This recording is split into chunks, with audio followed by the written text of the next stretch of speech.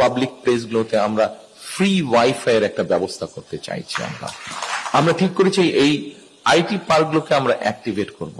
এখানে প্রথমত আমরা ফ্রি ওয়াইফাই পুরাটাতে ব্যবস্থা করব। এরপরে আমাদের ইয়াং জেনারেশনের বিরাট একটা অংশ আছে যারা অনলাইনে কাজ করে। কেউ হয়তো ডাটা প্রসেসিং এর কাজ করছে, কেউ হয়তো ডিজাইনিং এর কাজ করছে, কেউ হয়তো কন্টেন্ট মেকিং এর কাজ করছে। এদের বিরাট একটা অংশের একটা সমস্যা আছে। বিরাট একটা অংশের বলবো কেন, বলা যায় মোটামুটি সকলের একটা সমস্যা আছে। এরা বিদেশে যে কাজ করছে এবং কাজের বিনিময়ে যে পারিশ্রমিকটা তারা পাচ্ছে, সেই পারিশ্রমিকটাকে তারা আনতে পারছে না, দেশে আনতে পারছে না অফিসিয়াল ওয়েতে, প্রপার ওয়েতে। পেপ্যালের কথা আপনারা কম বেশি সবাই জানেন, ধারণা আছে আপনাদের। পেপ্যাল সহ আরো কয়েকটা এরকম ইনস্টিটিউশন আছে যারা এই ট্রানজাকশন গুলো করে। পেপ্যালের এখানে কোনো অফিস নেই।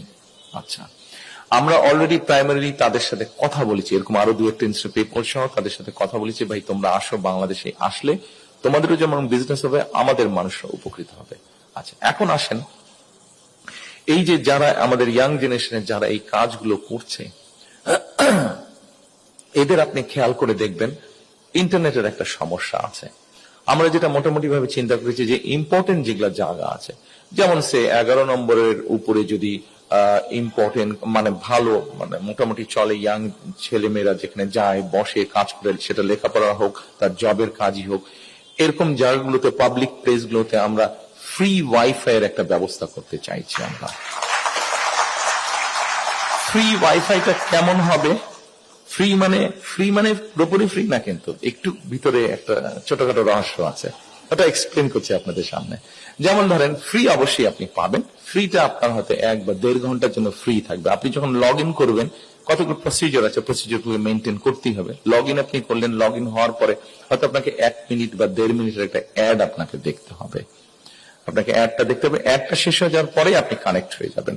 আপনি 1 ঘন্টা বা 1.5 ঘন্টা আপনি ফ্রি তখন কাজ করতে পারবেন। সেটা আবার 1-1.5 ঘন্টা পরে আবার ওটা ডিসকানেক্ট হবে, আপনাকে আবার লগ ইন করতে হবে, আপনাকে আবার 1 মিনিট বা 1.5 মিনিটের একটা অ্যাড আপনাকে দেখতে হবে।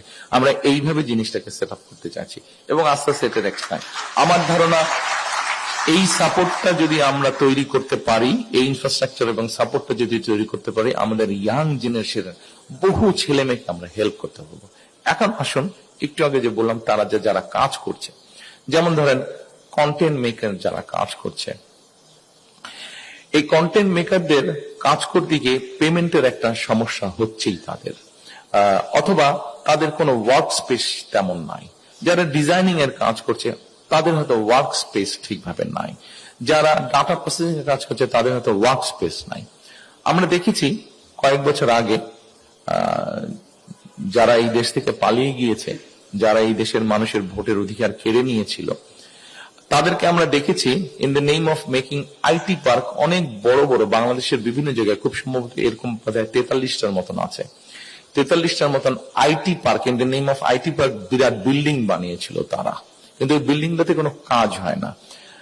অনেকগুলা বন্ধ হয়ে পড়ে আছে, অসামাজিক কাজ হয়, এবং অনেকগুলোতে আপনার কমিউনিটি সেন্টার হচ্ছে, বিয়ে শাদী হচ্ছে, মানুষের জন্মদিন পালন হচ্ছে আইটি পার্কের মধ্যে।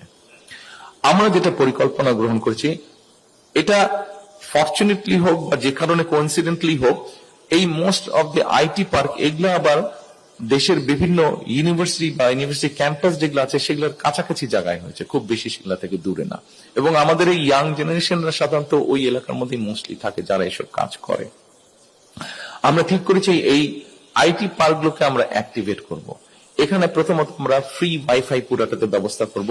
দ্বিতীয়ত, এরকম কাজ যারা করে তারা যদি তাদের অথেন্টিকেটি মানে আইডি দিতে পারে, জেনুইন দিতে পারে যে ইয়াস ও এরকম কাজের সাথে জড়িত, he is into IT business, ও হয়তো ট্রেডিং করছে অনলাইনে, ও হয়তো ডিজাইনিং এর কাজ করছে, ও হয়তো ডাটা প্রসেসিং এর কাজ করছে, তাহলে ওকে আমরা ওখানে একটা ফ্রি ওয়ার্কিং স্পেস দেব। তাকে আমরা ফ্রি একটা ওয়ার্কিং স্পেস দেব।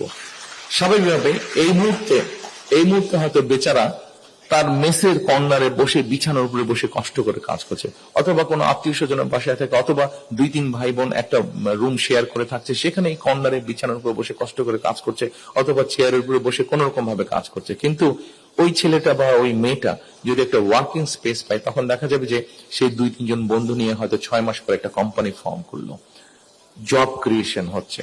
আমরা যদি পেপ্যালের ব্যাপারটা সলভ করে ফেলতে পারি তাহলে দেখা যাবে যে তার ইনকামটা বেড়ে গেল, ফরেন কারেন্সিটা আমাদের বাড়ছে। এইভাবে আমরা পুরো জিনিসগুলোকে আমরা চিন্তা করছি।